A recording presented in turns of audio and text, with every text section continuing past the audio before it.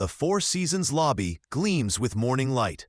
Victoria Ashford stands near the windows in her pressed Chanel suit, laughing with two German investors. She looks like success itself. Stanford MBA, Forbes 40 under 40, TechCrunch's most promising founder 2 years running. But beneath that confident smile, she's hiding a secret. Her company is dying. Ashford Technologies burns through $8 million every month. The bank account holds enough cash for exactly 11 more weeks. After that, bankruptcy. 3,000 employees lose their jobs. Her empire crumbles. She's pitched to 23 investors in 8 months. Every single one said no. Too arrogant, one wrote. Doesn't listen to feedback, said another. Red flags about company culture, said a third. But there's one name left on her list. One investor who actually said yes. One man who could save everything. He's walking toward her right now. A black man in a navy polo shirt approaches, carrying a leather portfolio. Professional. Palm. His white sneakers are spotless. His khakis have a sharp crease. Miss Ashford, he says, extending his hand. Darian Cole, we have a 9 o'clock meeting about the Series C investment. Victoria stares at his outstretched hand like it's contaminated. She takes a step back, keeping both hands in her pockets. Excuse me, who let you in here?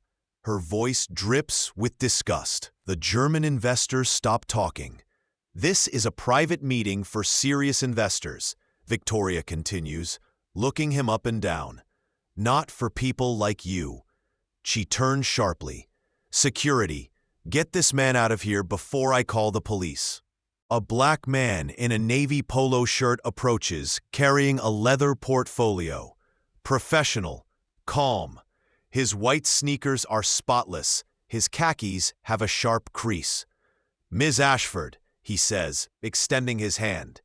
Darian Cole, we have a 9 o'clock meeting about the Series C investment. Victoria stares at his outstretched hand like it's contaminated. She takes a step back, keeping both hands in her pockets. Excuse me, who let you in here? Her voice drips with disgust. The German investors stop talking. This is a private meeting for serious investors, Victoria continues, looking him up and down, not for people like you. She turns sharply. Security, get this man out of here before I call the police. Darian lowers his hand slowly. Miss Ashford, if you just check. I said get out. Now. Before I have you arrested for trespassing. 2 security guards rush over. Phones emerge from purses around the lobby. Someone starts recording. This moment is about to go viral. Miss Ashford. Darian tries again, his voice still calm. I flew in from New York specifically for this meeting. I'm a managing partner at Cole Ventures. We manage $3.8 billion in assets. $3.8 billion? Victoria actually laughs. Right, and I'm the Queen of England. She looks him up and down again, slower this time, making sure everyone watching can see her judgment. Let me guess. You saw the article about our funding round in TechCrunch. You thought you'd show up, talk your way into a meeting, maybe network your way into something? The German investor with silver hair clears his throat. Victoria, perhaps... No, she cuts him off. This is exactly the kind of opportunist we have to watch out for in this industry. She points at Darian like he's trash on the sidewalk. I don't know what you're trying to pull, but I don't shake hands with people who lie their way into private meetings. And I definitely don't do business with people who can't even dress appropriately. The security guards arrive. One is Jerome, an older black man whose face shows exactly how much he doesn't want to do this. Ma'am, the younger guard says, is there a problem? Yes, Victoria's voice is sharp. This man is disrupting a private business meeting. He's not on any guest list, he's not invited, and he needs to leave immediately. Darian could pull out his phone right now. He could show her his Forbes profile, his Wall Street Journal features, his board positions at Apple, Microsoft, and Tesla. But he doesn't, because this moment is telling him everything he needs to know about Victoria Ashford. "I'll leave," Darian says quietly. "No need for an escort." "Oh, you'll be escorted," Victoria snaps. "I want to make sure you actually leave the premises and don't try to sneak into other meetings." She turns to the young guard. "Walk him all the way to the street. Make sure he doesn't come back." The walk to the door feels like a mile. Every eye in the lobby is watching. The woman on the couch is definitely recording on her phone. The concierge has stopped pretending to work. Darian keeps his head up. His steps are measured, professional, dignified. At the door, Jerome leans in close. "Sir," he whispers, "I'm real sorry about this. You're doing your job." Darian gives him a small nod. "I understand." Outside, the San Francisco morning is bright and cold. Darian stands on the sidewalk for a moment, letting his heart rate settle. His phone buzzes. It's Priya, his assistant. "Boss, what happened? Victoria's assistant just called saying you left." "Change of plans." Darian's voice is gentle but firm. "Cancel the LA meeting this afternoon. Book me on the next flight back to New York." "But the 500 million. "Priya, I just got my answer. Book the flight." Inside the lobby, Victoria smooths her suit jacket and turns back to the German investors with a brilliant smile. "I am so sorry about that interruption. You would not believe how many scammers try to crash these events." The silver-haired German doesn't smile back. "Victoria, that seemed harsh." "Harsh?" Victoria waves her hand dismissively. "Klaus, you have to be firm with these people. Otherwise, they think they can take advantage." The other German is already standing, picking up his briefcase. "We should go. Our flight?" "But we haven't finished. We finished last week, Victoria." Klaus's voice is cold. "We told you no. We only stopped by to be polite." They shake her hand quickly, professionally, and leave. Victoria stands alone in the lobby, watching them go.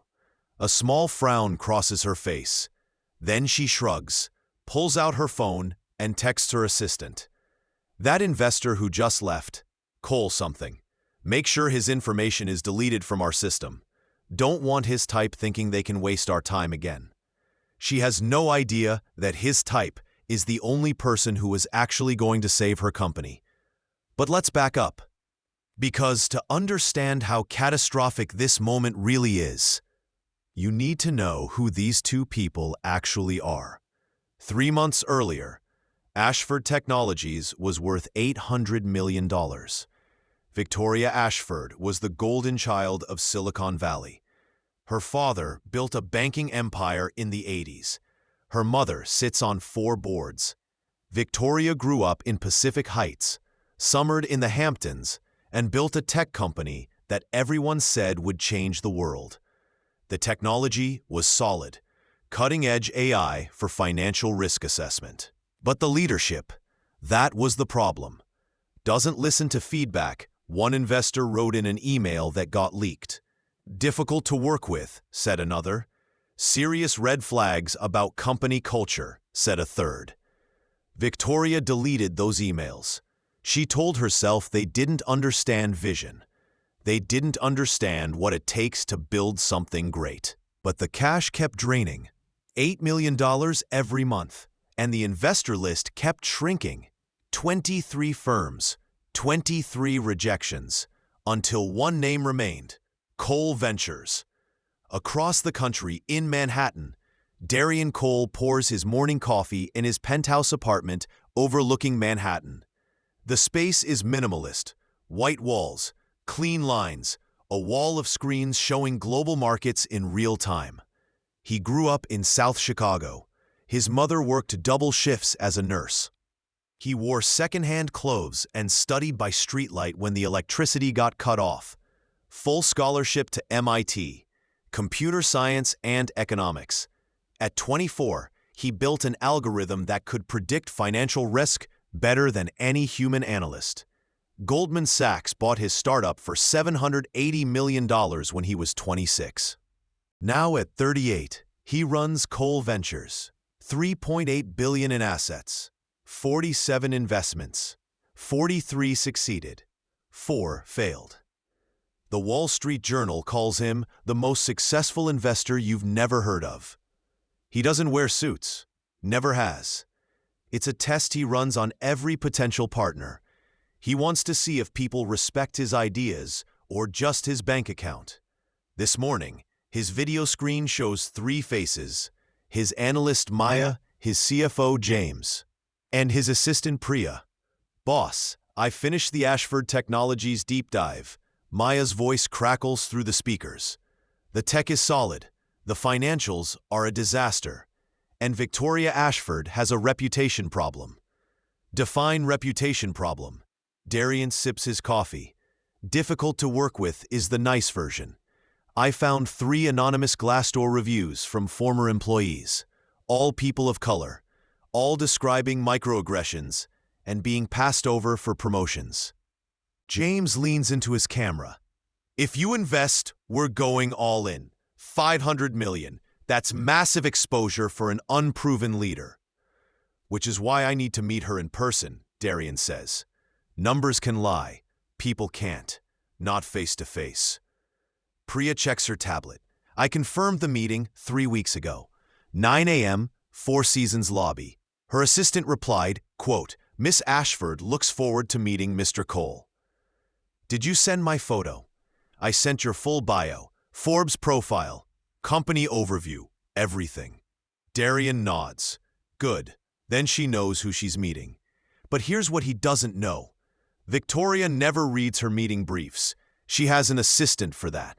She just glances at 9 a.m. investor meeting and assumes they'll be grateful for her time. She definitely didn't Google Darian Cole. If she had, she would have found 47 articles. She would have seen his Forbes 400 ranking. She would have learned about his philosophy of casual dress. She would have read his Fortune interview where he said, "I dress down on purpose. I want to see if people respect me for my ideas or judge me by my clothes." But Victoria doesn't Google. Victoria assumes, and that assumption is about to cost her everything. 9:05 a.m., Four Seasons lobby. Darian's Uber pulls up. Traffic on Market Street was worse than usual. He texts Priya, "Running 5 minutes late. Let Victoria's office know." She replies immediately, "Already did? You're good." He steps into the lobby. The air conditioning hits him first. That particular hotel cold that smells like expensive flowers and furniture polish. Across the lobby, Victoria throws her head back, laughing at something one of the German investors said. She's wearing a cream Chanel suit that probably cost $6,000. Her diamond earrings catch the light every time she moves. The 2 Germans aren't laughing with her. They're checking their watches. They have a flight to catch. Darian walks toward them. His leather portfolio is tucked under his arm. He's rehearsed this moment. Firm handshake, warm smile. "Thank you for taking the time to meet, Miss Ashford." But that's not what happens. You already know what happens next. And in less than 3 hours, Victoria Ashford is going to discover exactly who Darian Cole is. The phone calls will start. The panic will set in. The desperate emails will fly. But it will already be too late, because Darian Cole doesn't give second chances to people who judge him by his skin color before he even opens his mouth. 10:30 in the morning. Victoria's office on the 42nd floor. She's already forgotten about Darian Cole. She's on her laptop, preparing for a board call in 20 minutes. The San Francisco Bay stretches blue and indifferent through her floor-to-ceiling windows. This view has always made her feel powerful. Today, that power is about to shatter. Her assistant, Jenny, knocks and enters holding a tablet. Her face looks pale. "Ms. Ashford, I need to ask you something." Victoria doesn't look up from her laptop. "Make it quick. I have a call with the board in 20 minutes. "The man at the Four Seasons this morning, the one security escorted out." Jenny's voice shakes slightly. "What about him?" You told me to delete his information from our system, but I wanted to confirm first. That was Darian Cole, right? From Cole Ventures? Victoria's fingers stop typing. Something cold forms in her stomach. So, Ms. Ashford, Jenny sets the tablet on Victoria's desk. Did you Google him? Why would I need to Google some random guy trying to crash my meeting? Jenny doesn't say anything.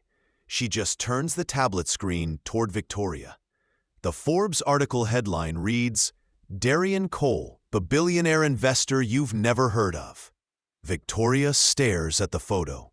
Same face, same calm expression. Same person she had thrown out of the hotel an hour ago. Her eyes scan the article.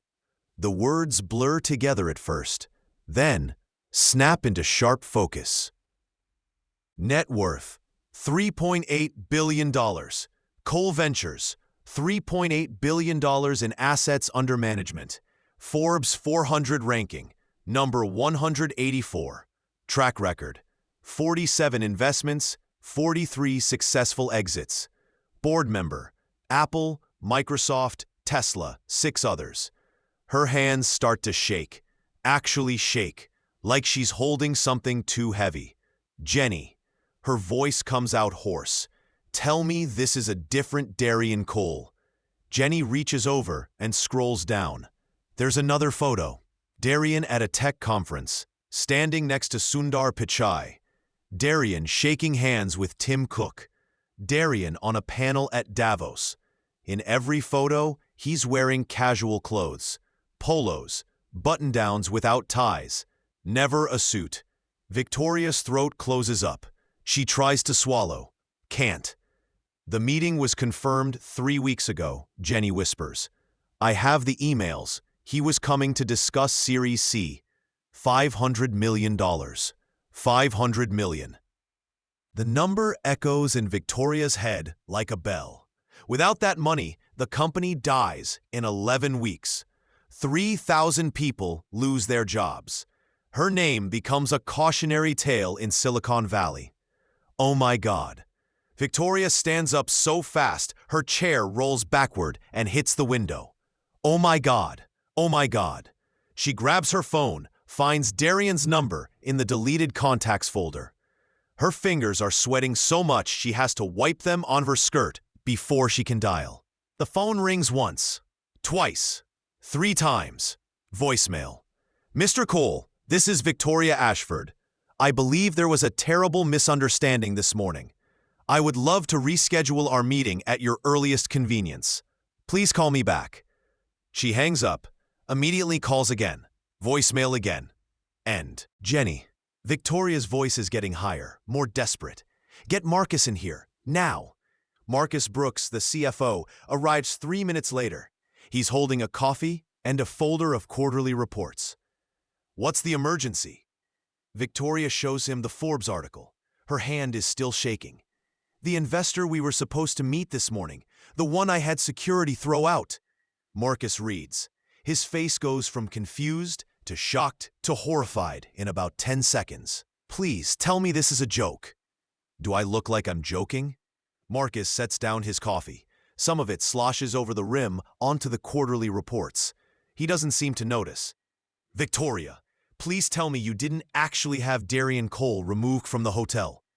I didn't know who he was. He showed up dressed like a college student. He's famous for that. Marcus's voice rises. He literally wrote an op-ed about it in the Wall Street Journal. It's his whole thing. He doesn't wear suits. Everyone knows this. Victoria sinks into her chair. The leather squeaks. The sound makes her flinch. Fix this? Marcus pulls out his phone, starts scrolling. His jaw tightens as he reads. Cole Ventures was our only option, Victoria. We've been rejected by 23 other firms. Cole was interested because of our tech. He spent 8 months researching us. 8 months. So we apologize. We explain. He invests based on character. Marcus looks up from his phone.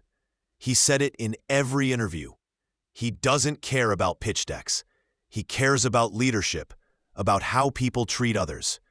The words land like stones. Victoria tries Darian's number again.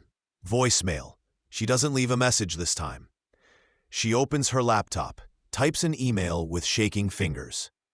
Dear Mr. Cole, I want to sincerely apologize for the confusion this morning. It was a hectic day and I failed to properly review my schedule. I would be honored to reschedule at your convenience. Our entire team is excited about the possibility of partnering with Cole Ventures. Warmest regards, Victoria Ashford. She hits send. The whoosh sound feels final. Marcus is still scrolling his phone. Oh no, what? Klaus posted something. He shows her the screen. The German investor's tweet doesn't name anyone, but it's obvious. Witnessed a shocking display of unprofessionalism at a SF meeting today. How you treat people says everything about character. Hashtag business ethics. It already has 240 retweets. Victoria's phone rings. She jumps. But it's not Darian. It's Richard, the board chairman. Victoria, I just got off the phone with Klaus. He said you threw someone out of your meeting this morning. There was a misunderstanding.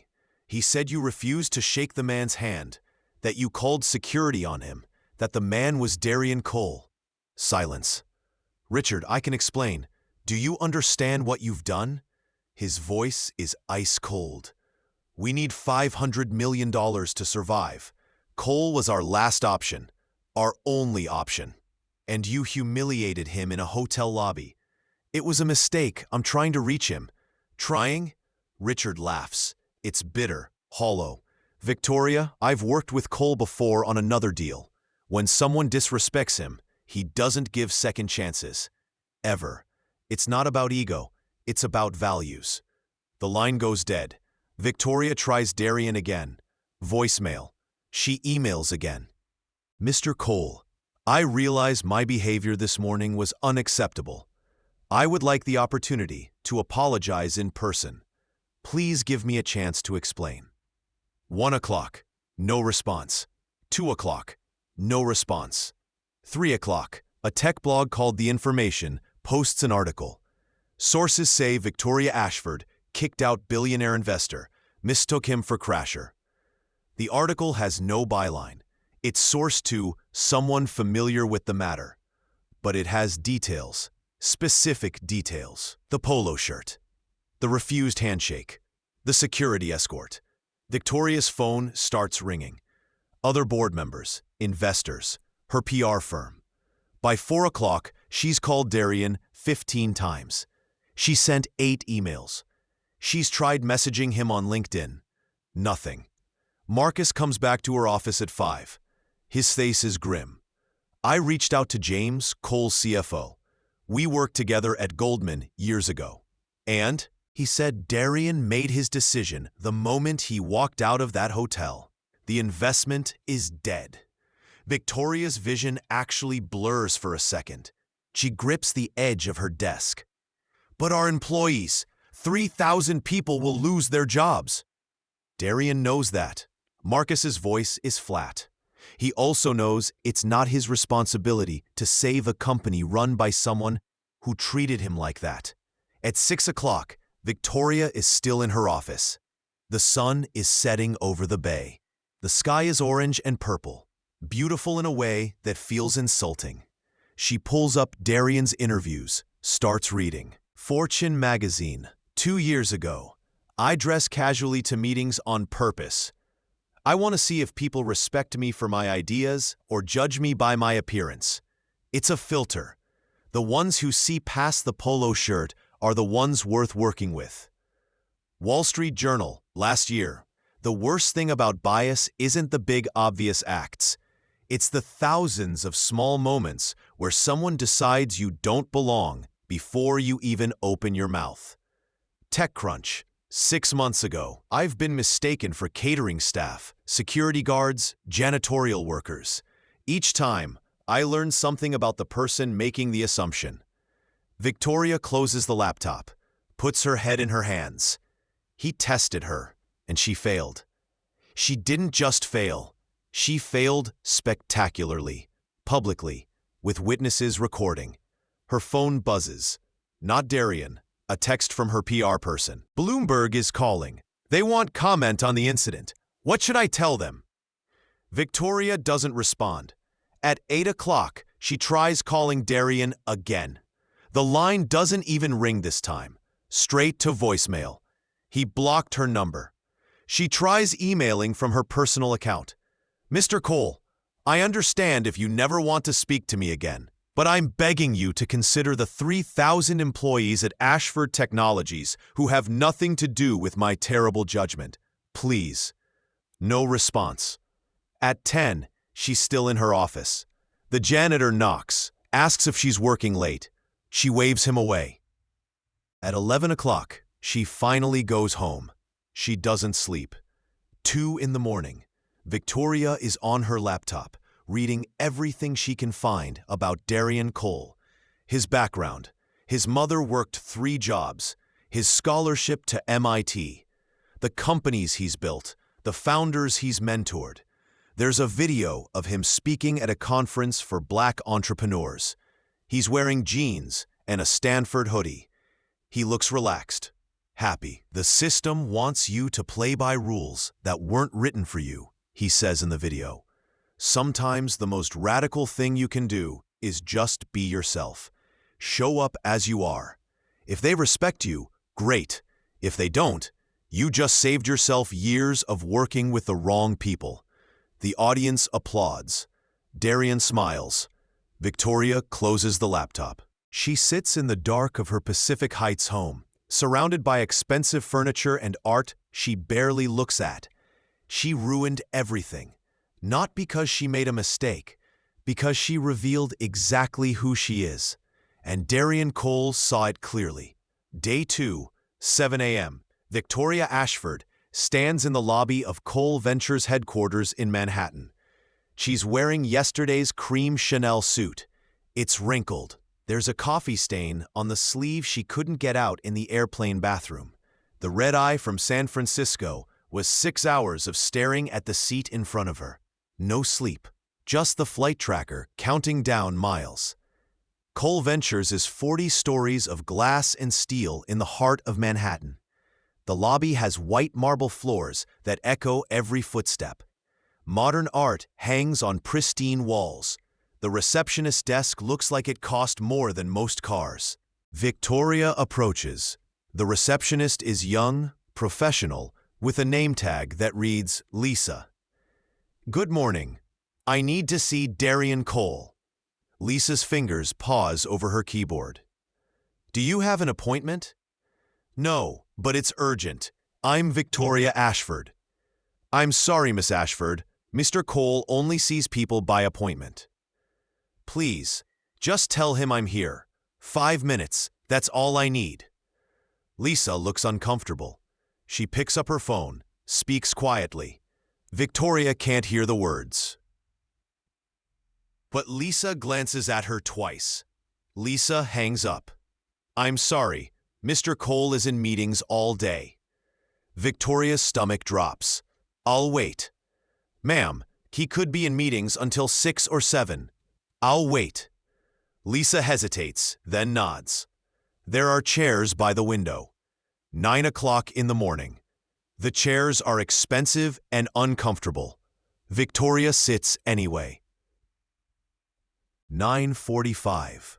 Employees pass by. Some glance at her. Some do double takes. She knows they recognize her.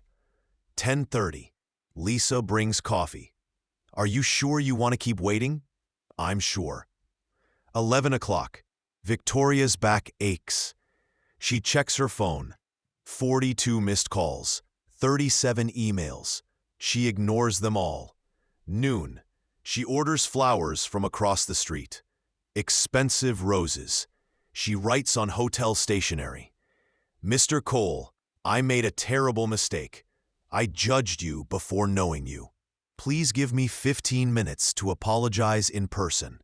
Victoria. She gives them to Lisa. Can you send these up? I'll make sure he gets them. 12:30. Every time the elevator opens, Victoria's heart jumps. Every time it's not Darian, she sinks lower in her chair. 1 o'clock. Employees return from lunch, laughing. They see Victoria. The laughter stops. They whisper as they pass. She's becoming a story. The CEO sitting in a lobby for 5.5 hours. 1:45. Lisa approaches again. Ms. Ashford, Mr. Cole appreciates the flowers, but he's not available today. Please, Victoria's voice cracks. Please ask again. Tell him I flew from San Francisco. Tell him I'm not leaving until he gives me 5 minutes. Lisa looks pained. She makes another call. This one is longer. More glances at Victoria. Finally, Mr. Cole will give you 15 minutes. Conference room B, 4th floor. Victoria stands so fast she gets dizzy. Thank you. The elevator ride takes forever. Conference room B is small. No windows. Just a table and 6 chairs. Darian is already sitting. Gray button-down, jeans. He looks rested, calm. He doesn't stand when she enters. Miss Ashford, please sit. Victoria sits. Her hands shake. She clasps them in her lap. Mr. Cole, I came here to... He holds up one hand. Stop. Before you apologize, I want to make something clear. His voice is quiet, controlled, but there's steel in it. You keep saying you didn't know who I was, like that's the problem. Victoria opens her mouth. He continues. The problem isn't that you didn't know my net worth. The problem is you saw a black man in casual clothes and instantly decided I didn't belong. Each word lands like a hammer. You refused to shake my hand. Called security, humiliated me in front of 50 people. Silence. If I had been a 60-year-old white man in a suit, would you have done that? Pause. Would you? No. Victoria's voice barely carries across the table. No, I wouldn't have. That's the problem, Miss Ashford. Not mistaken identity. Bias. Tears fill Victoria's eyes. She doesn't wipe them. You're right. And I'm ashamed. Darian leans back. You sat in my lobby for 3.5 hours. Yes. Yesterday you had me removed in 3 minutes. Victoria flinches. I know. Interesting how perspectives change when you need something. The silence stretches. Victoria hears her own heartbeat. I came to ask for a second chance, she finally says. For my company, for 3,000 employees who'll lose jobs without funding. And if I say no, then I deserve that. But they don't. Darian studies her. 10 seconds. 20. 30. I'll invest, on conditions. Victoria's breath catches. Anything. Don't agree until you hear them. He slides a paper across the table. Victoria reads. Her hands shake harder with every line. Public apology admitting racial profiling. Independent cultural audit. Board must be 40% diverse within 12 months. $5 million donation from her personal funds. 6 months intensive bias coaching. Quarterly progress reports. You agree to all of this or I walk, Darian says. And this time, I don't come back. Victoria looks at the list, looks at him, back at the list. Her entire reputation, her pride, her position, everything she's built her identity on, gone. But 3,000 jobs saved. I agree. 48 hours to schedule the press conference. My lawyers draft the formal agreement. If the audit finds systemic discrimination, I pull out immediately. And I make the reason public. Victoria nods. She can barely breathe. I understand. One more thing, Darian stands. This isn't punishment. It's about change, real change. If you can't commit to that, tell me now. I commit. Victoria stands. Her legs feel weak. Thank you. Darian doesn't shake her hand. Not yet. Don't thank me. Thank the 3,000 employees. They're the only reason I'm doing this. He opens the door. Lisa will show you out. Victoria walks to the elevator. Her reflection in the steel doors shows someone 10 years older than yesterday. But she can breathe again. 48 hours to do the hardest thing she's ever done. Tell the truth. He opens the door. Lisa will show you out. Victoria walks to the elevator. Her reflection in the steel doors shows someone 10 years older than yesterday. But she can breathe again. 48 hours to do the hardest thing she's ever done. Tell the truth. The press conference room is packed. Journalists crowd every available space. Cameras line the back wall. Lights make the air feel 10 degrees hotter. Victoria Ashford stands at the podium. No makeup artist fixed her face this morning. No PR team polished her statement. This is raw, real. Her hands grip the edges of the podium. The wood is cool under her palms. She can feel sweat forming at her hairline. 40 cameras point at her. She sees her reflection in one of the lenses. She looks small. 3 days ago, her voice shakes. I committed an act of racial profiling. Dies. Someone's camera flash goes off. Then another. The room fills with clicking sounds. I refuse to shake hands with Darian Cole, a black investor who traveled across the country to meet with me. I judged him based on his appearance and the color of his skin. And not his credentials, not his character. Her throat tightens. She forces herself to continue. I called security on him. I humiliated him publicly. A reporter in the front row is typing furiously. Another has their phone out, recording. There is no excuse. This was not a misunderstanding. This was not a stressful day. This was bias, and I caused harm. Victoria reads from the paper. Her voice steadies slightly. Facts are easier than feelings. I am committing to the following actions. An independent audit of our company culture. Mandatory implicit bias training for all executives. Our board will be 40% diverse within 12 months. I am personally donating $5 million to organizations supporting Black entrepreneurs. She looks up from the paper, makes herself meet the eyes of the journalists. I hope my failure can be a lesson. Success in business means nothing if we fail at basic human respect. The questions come fast and sharp. Will you resign as CEO? Victoria's chest tightens. I will be transitioning out of the CEO role to make space for new leadership. When? Within 30 days. Do you think this apology is enough? No. Words are never enough. Action is what matters. I'll spend the rest of my career proving I've learned from this. What would you say to other executives who might have similar biases? Victoria pauses, thinks. Examine yourself before you destroy someone else. Your assumptions have consequences. Real consequences for real people. The press conference ends. Victoria walks off the stage. Her legs feel like water. By 5 p.m., the headlines are everywhere. Bloomberg, Victoria Ashford admits racial profiling, commits to company overhaul. TechCrunch, Ashford Technologies CEO takes accountability after viral incident. New York Times, when a billionaire gets mistaken for staff, a reckoning in Silicon Valley. Twitter explodes. The video of her press conference has 3 million views in 2 hours. People are posting side-by-side comparisons.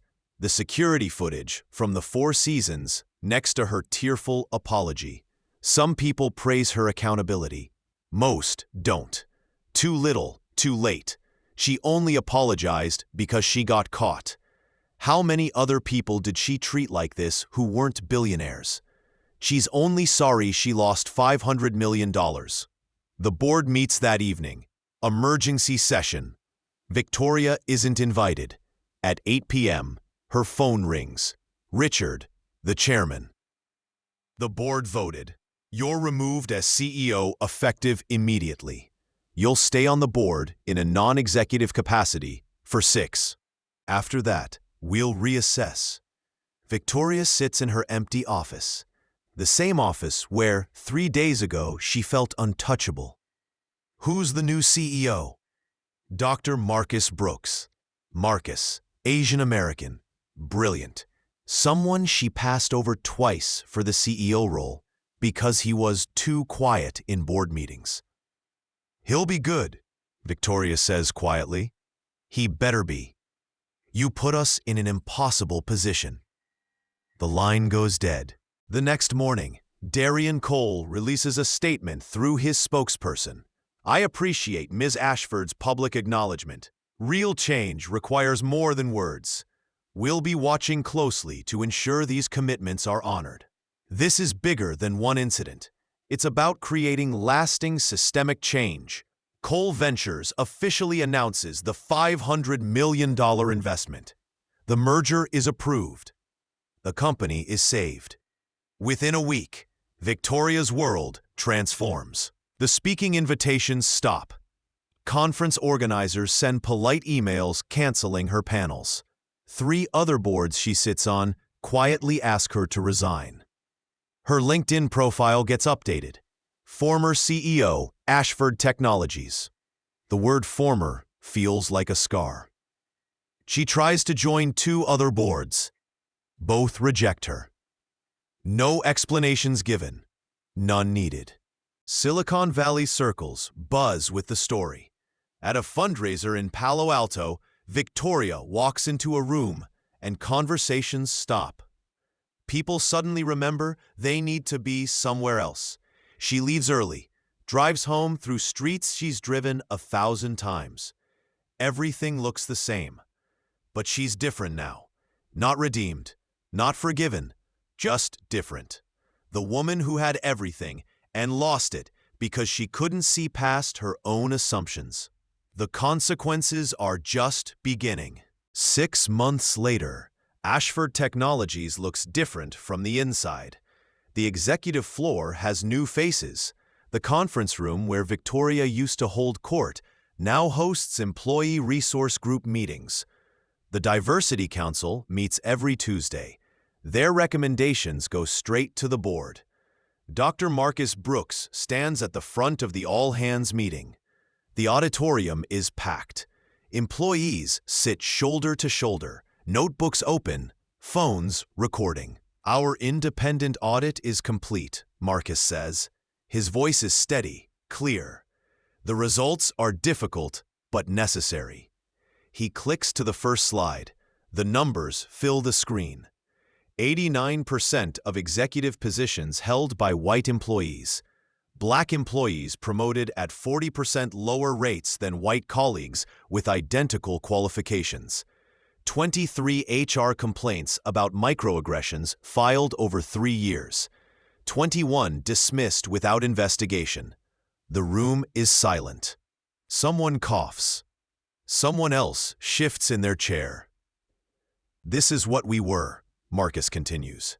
"Now let me show you what we're becoming." Next slide. New numbers. Diverse candidate interviews up 67%. Promotion disparity gap narrowed to 18%. 0 HR complaints dismissed. 87% of employees say culture has significantly improved. Applause breaks out. It starts slow, then builds. In the back of the room, Victoria watches. She's no longer CEO, just a board member now, non-executive. She attends these meetings, but doesn't speak. She watches Marcus lead, watches employees who used to avoid eye contact with her now raise their hands eagerly to ask questions. This is what good leadership looks like. Month 2. Netflix releases the documentary Mistaken Identity, Race and Power in Silicon Valley. It opens with security camera footage from the 4 seasons. Grainy but clear. Victoria pointing at Darian, her mouth moving. You can read her lips. Get this man out of here. The documentary interviews 15 people. Former Ashford employees speak with their faces in shadow, voices disguised. "I was the only black woman in engineering," one says. Her voice is altered to a lower pitch. "At the company holiday party, 3 different people asked if I was someone's guest. I worked there for 2 years." Another, I watched white colleagues with less experience get promoted over me. Every time I asked why, they said I wasn't leadership material yet. Code for something else. A Latino manager. I was told I was too aggressive in meetings. My white colleagues who acted exactly the same way were called assertive leaders. The documentary shows Darian too. He sits in his office, the Manhattan skyline behind him. This happens every day to people without my resources, he says. The difference is, I had the power to demand accountability. Most people don't. They just suffer in silence or leave. Victoria agreed to be interviewed. The filmmaker asked hard questions. Do you understand that what you did was racial profiling? Victoria's face fills the screen. She looks tired, older. Yes. I saw a black man dressed casually and made an instant judgment. I didn't see a person. I saw a stereotype, and I treated him accordingly. Some people say you only apologized because you got caught. They're probably right. If Darian hadn't been a billionaire, I never would have faced consequences. That's the problem. The system protects people like me, and it shouldn't. The documentary goes viral. 12 million views in the first month. Business schools add it to their curricula. Harvard writes a case study. Stanford hosts panel discussions. Month 3. 3 former black employees file a discrimination lawsuit. They hire a top firm. The complaint is 90 pages long. It includes Victoria's emails. Subject lines like culture fit concerns and not quite right for us. The language is coded but clear. One email about a black candidate, great credentials, but doesn't seem polished enough for our environment. Another about a black employee up for promotion. Talented, but I'm not sure he projects the right image for leadership. The complaint includes promotion data, charts showing disparate treatment, timeline after timeline of qualified people of color being passed over. The case settles out of court. The amount is undisclosed, but sources say 7 figures. Victoria's personal funds. Her lawyers release a statement. Miss Ashford acknowledges past failures in leadership and is committed to making amends. The plaintiff's attorney tells reporters, money doesn't erase harm, but accountability is a start. The industry responds. 12 major tech companies announce similar audits after Ashford's report goes public. Some do it voluntarily. Some do it because their employees demand it. VC firms start requiring DEI metrics in portfolio company reports. Not suggestions, requirements. Stanford GSB creates a new case study, Ashford Technologies, When Bias Becomes a Business Crisis. It's assigned reading in leadership courses. A conference organizer in Austin cancels 3 speakers after discovering they have similar allegations in their past. The letter says, we can't ignore these issues anymore. The Ashford case changed the standard. Victoria experiences this shift personally. At a grocery store in Pacific Heights, a woman recognizes her, walks right up to her. You're Victoria Ashford. You should be ashamed of yourself. The woman walks away. Other shoppers stare. Victoria abandons her cart and leaves. At a restaurant, the hostess sees her name on the reservation. I'm sorry, Miss Ashford.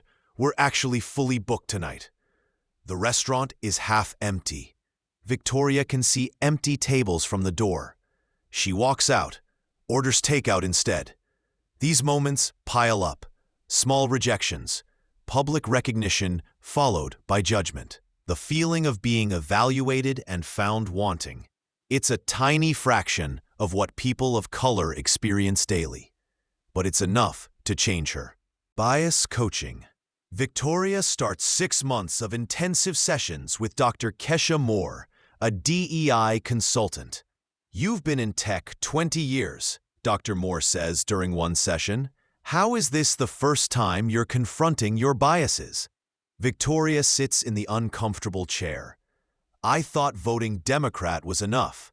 Donating to social justice causes was enough. That's passive allyship. What Darian experienced was active harm. Victoria's voice cracks. How do I live with that? You live with it by changing. Not performing change, being changed. The sessions are brutal. Dr. Moore doesn't let Victoria hide behind excuses or corporate speak. They watch the security footage together, over and over. What do you see? Dr. Moore asks. I see myself being awful. Be specific. I see myself look at a black man and immediately decide he doesn't belong. I see myself refuse to shake his hand. I see disgust on my face. Why? Because, Victoria's voice breaks, I was raised in spaces where everyone looked like me, where power looked like me, where success looked like me. And when someone showed up who didn't fit that image, I couldn't see past it. That's the work, Dr. Moore says.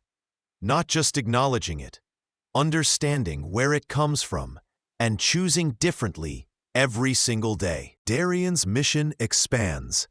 The Black Founder Fund grows to $250 million. 47 companies funded. 89% still operating successfully. They've created 2,300 jobs. His TED Talk hits 18 million views. The title, Dignity Shouldn't Require a Forbes Ranking. One quote becomes a meme, shared across social media. Respect shouldn't be conditional. You don't earn the right to be treated like a human being. You're born with it. Universities invite him to speak. He accepts 12 engagements. Talks to business students about bias, about power, about responsibility. At Stanford, a student asks, "Do you regret investing in Ashford after what Victoria did?" Darian pauses, thinks. I regret that it took public humiliation for change to happen, but I don't regret giving them a chance to do better, because the 3,000 employees deserved that chance. The student follows up. Do you think Victoria really changed? Victoria sits in her living room, watching the documentary alone. When it ends, she closes her laptop. She's not the CEO anymore. She's not the golden child of Silicon Valley. She's not invited to the parties or the boards. But she's doing the work. Every day. Every session with Dr. Moore. Every uncomfortable conversation. It doesn't erase what she did. It doesn't make her a hero. It just makes her different. And maybe, just maybe, that's enough for now. The real test comes next. 1 year after the incident, Ashford Technologies is hosting its annual Investor Summit at the same Four Seasons Hotel, in the same lobby, and Darian Cole has been invited. 1 year later, same Four Seasons Hotel, same lobby with crystal chandeliers throwing rainbow patterns across marble floors. But everything else is different. Ashford Technologies is hosting its annual Investor Summit. The room is packed. 200 people in business attire, casual clothes, everything in between. The diversity is visible, intentional, real. Darian Cole walks through the entrance at 9 a.m. He's wearing a charcoal polo and pressed khakis. His portfolio is tucked under his arm. Victoria Ashford is waiting at the door. Not sitting with investors, not schmoozing, waiting, specifically for him. Mr. Cole, she extends her hand. Thank you for being here. He shakes it, firm, professional. Thank you for the invitation, Victoria. First names, earned over 12 months of quarterly check-ins, audit reviews, and honest conversations. Not given freely. Earned. They walk into the main conference room together. The energy is different from last year. More diverse faces, more laughter, more ease. Dr. Marcus Brooks takes the stage, the new CEO. He's been leading for 11 months now. Welcome, everyone. This year has been transformational for Ashford Technologies. He clicks to the first slide. Revenue up 127%. The merger was successful. The company is thriving. Next slide. Employee satisfaction, 4.2 out of 5, up from 2.8 a year ago. But numbers only tell part of the story, Marcus says. He gestures to the audience. The real change is in this room. Look around. This is what Ashford looks like now. The executive team stands.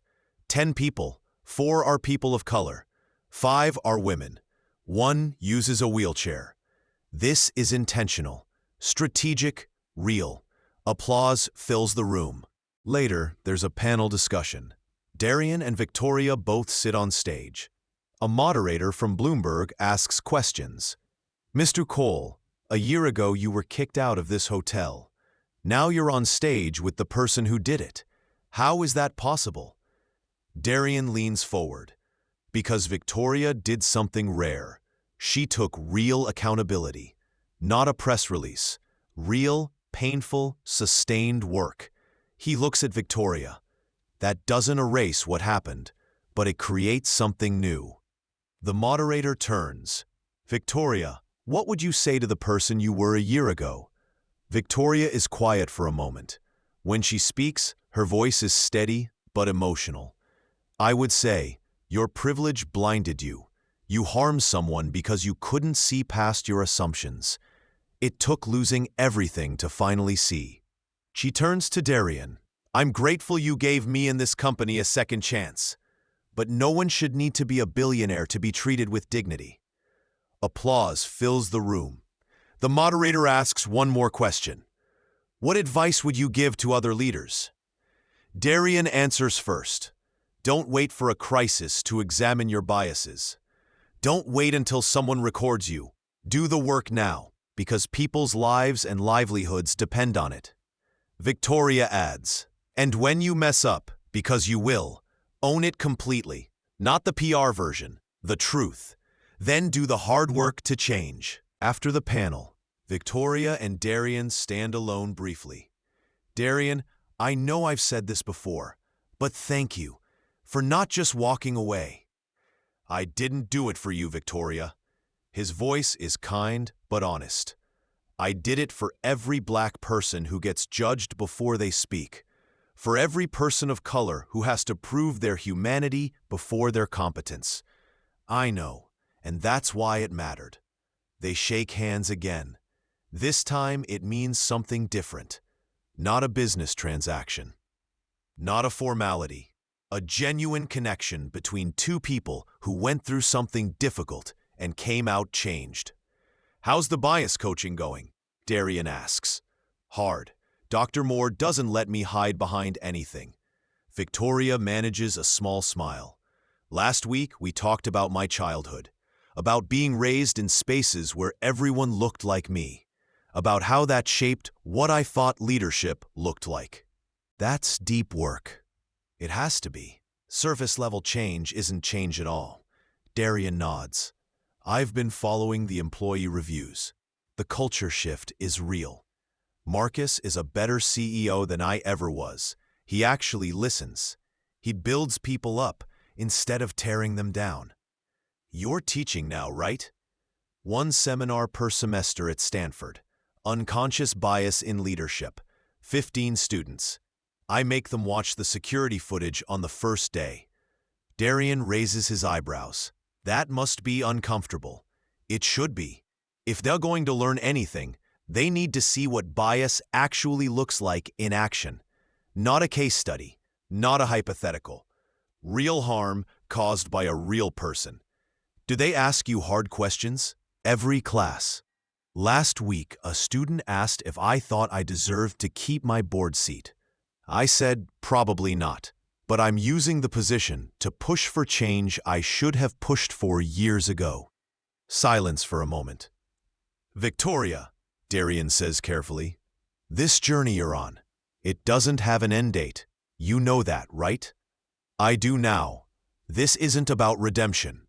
It's about showing up differently every single day for the rest of my career. The bigger picture. Over the past year, the ripple effects have been massive. Cole Ventures' Black Founder Fund now manages $250 million. 47 companies funded. 89% still operating successfully. 2,300 jobs created. Darian's TED Talk, 18 million views, shown in 140 business schools worldwide. The Netflix documentary sparked conversations in boardrooms across America. 12 companies announced similar audits within 3 months. Industry standards. VC firms now require DEI metrics. Conference organizers vet speakers for discrimination history. The bar has been raised. But the most important changes are the small ones. A Black entrepreneur walking into a pitch meeting and not being asked if they're there to set up the AV equipment. A Latina executive speaking up in a meeting and actually being heard. An Asian American founder getting promoted based on merit. Not stereotypes about being technical but not leadership material. These moments don't make headlines, but they matter. Victoria is no longer CEO. She's not on magazine covers. She's not the keynote speaker at conferences. She teaches. She learns. She listens. At a Stanford seminar, a Black student raises her hand. Ms. Ashford, do you think you've changed? Or do you think you just got better at hiding your biases? The room goes silent. Other students look uncomfortable. Victoria doesn't flinch. That's a fair question. Honestly, I don't know if I can fully answer it. Change isn't something you declare. It's something other people observe over time. She pauses. What I can tell you is that I do the work every day. I catch myself making assumptions. I question my first reactions. I seek out perspectives different from mine. But the real test isn't what I say in this classroom. It's what I do when nobody's watching. The student nods slowly. That's a real answer. It's the only answer I have. In his Manhattan office, Darian sits across from a journalist writing a follow-up piece. Do you regret how you handled the Victoria Ashford situation? The journalist asks. I regret that it had to happen at all, Darian says. I regret that in 2024, a Black man in business casual still gets judged before he opens his mouth. I regret that it took public humiliation for change to happen. But do you regret giving her a second chance? Darian thinks for a moment. No, because refusing would have punished 3,000 employees who had nothing to do with her actions, and because I believe in the possibility of change, even when it's hard. Some people say you were too soft, that she should have lost everything. Some people think accountability only means punishment. I think it means creating conditions for real change. Victoria lost her CEO position. She paid financially. She's doing the work. That's more than most powerful people ever do when they mess up. What about forgiveness? That's not mine to give alone. Every person she harmed gets to decide if and when they forgive. What I can say is that she's earned the right to keep trying. Back at the Four Seasons, the Investor Summit is winding down. Victoria stands near the same windows where 1 year ago she refused to shake Darian's hand. A young Black entrepreneur approaches her. She's mid-20s, nervous, holding a pitch deck. Ms. Ashford, I'm Janelle Washington. I'm one of the companies in Cole Ventures' portfolio. Mr. Cole suggested I introduce myself. Victoria extends her hand immediately. Warm, genuine. Janelle, it's wonderful to meet you. Tell me about your company. They talk for 20 minutes. Victoria listens, actually listens, asks thoughtful questions, offers to make introductions. Thank you, Janelle says as they finish. I really appreciate your time. Thank you for trusting me with your story, Victoria replies. After Janelle walks away, Darian appears beside Victoria. I saw that, he says quietly. It's what I should have done a year ago, with you. But you're doing it now, that matters. Victoria watches Janelle across the room, confidently networking with other investors. You know what's strange? A year ago, I would have looked at her and made instant judgments about her age, her dress, whether she belonged here. Now I just see a brilliant founder building something important. That's the work. It shouldn't have taken losing everything to learn that. Maybe not, but you're learning it, and you're teaching others. That has value. 1 year, countless lessons. The documentary's final statistic appears on screen. 1 in 3 Black professionals report being mistaken for service staff or security at professional events. This isn't just Victoria's story. This is happening every day, in every industry, in every city. The difference is that most victims don't have Darian's resources. They don't have the power to demand accountability. They just quietly leave companies, leave industries, leave dreams behind. But something is shifting. More companies are doing audits. More leaders are examining their biases. More people are speaking up. The Ashford case didn't fix everything. One incident can't undo centuries of systemic bias. But it started conversations. It raised standards. It proved that accountability is possible. As the summit ends, Victoria and Darian walk to the hotel entrance together, the same doors where, 1 year ago, security escorted Darian to the street. They pause at the threshold. "Thank you for coming today," Victoria says. "I know it couldn't have been easy, returning to this place." "It was important," Darian replies, "to show that change is possible, that accountability can lead somewhere productive." Do you think we'll ever get to a place where your test isn't necessary? Where you can show up in a polo shirt and people just see you? Darian smiles sadly. Maybe, but not in my lifetime. So I keep doing the test, and I keep teaching people what it reveals about them. Victoria nods. For what it's worth, I failed that test spectacularly, but I'm grateful you gave me a chance to learn from it. Just keep doing the work, Victoria, every day, even when it's hard, especially when it's hard. They shake hands one final time. Then Darian walks out the doors, head high, into the San Francisco morning. Victoria watches him go. Then she turns back to the conference room where her team is packing up. There's work to do. There's always work to do. But for the first time in a year, she feels like she's doing the right work. Not for redemption, not for forgiveness, but for change. Real, lasting, meaningful change. A year ago, a powerful CEO judged a Black man by his appearance and threw him out of a meeting. She thought he was nobody. He was worth $3.8 billion. But this story isn't really about money. It's about dignity. It's about the thousands of people who face judgment before they speak, who have to prove their humanity before their competence, who carry the weight of other people's biases every single day.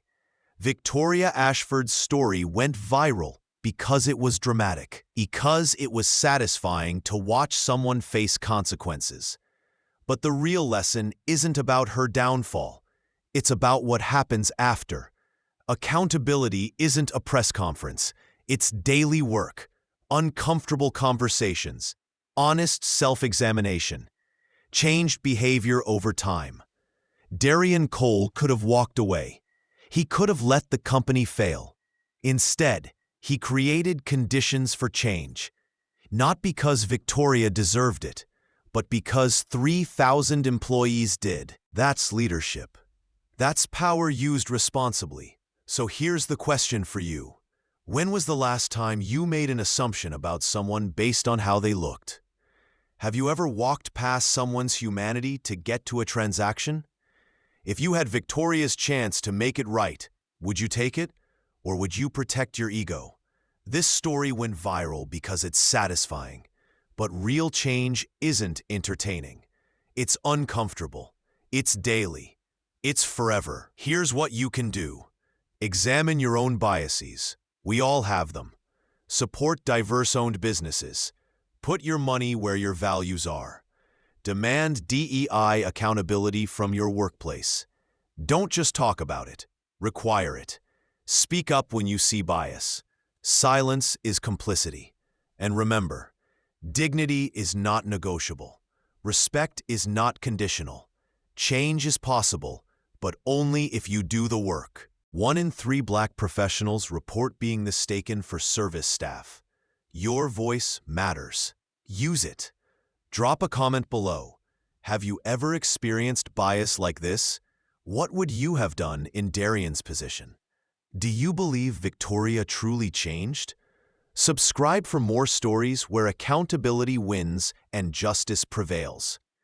Hit the notification bell because these conversations never take a day off. Share this story, not because it's entertaining, but because someone needs to hear this lesson. Remember, how you treat people when you think they can't help you reveals who you really are. Choose to see humanity first, every single time. Drop a comment below. Have you ever experienced bias like this? What would you have done in Darian's position? Do you believe Victoria truly changed? Subscribe for more stories where accountability wins and justice prevails. Hit the notification bell because these conversations never take a day off. Share this story, not because it's entertaining, but because someone needs to hear this lesson. Remember, how you treat people when you think they can't help you reveals who you really are. Choose to see humanity first, every single time.